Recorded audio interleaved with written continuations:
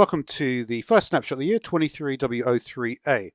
So this snapshot adds a bunch of different commands, which are pretty cool. So one of the commands we've got, for instance, we can say we want 10 seconds of thunder. So we could do that. And then the thunder will just last 10 seconds and then it will go away. If we take a look at our game rule, we now have a really cool game rule called command modification block limit. So typically the limit of blocks that you could change would be 32,768. Now though, you can do, like, let's do 1,000,000 blocks, 100 diamond blocks. So that is a huge amount of blocks to change. And before it wouldn't let you do that. But now, there we go, 520,000 blocks I've just changed. And the great thing as well, of course, is that it also works with fill biome. So I could change this whole area to a basalt deltas there. And it is completely changed. But yeah, massive changes to the world that you can make there. I've also got a really cool command called the ride command. So let's take a look at this. Here's a ravager. I'm just going to enter this command. There's the syntax. And now the chicken, you can see, is riding the ravager. So that's really cool, right? So essentially you can use mount here in the middle. And we've also got dismount, so we could do the opposite, obviously.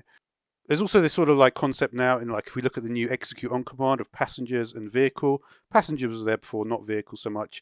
And then we've got stuff like leasher and attacker and target. So that's going to be have some cool stuff in it for sure.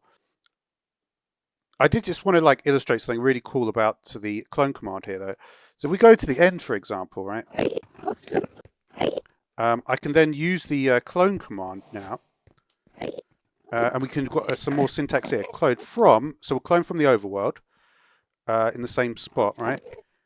And then we're going to go again, because we changed that limit, right? We can do a massive amount of stuff. So let's do again 150, 100 to the end here.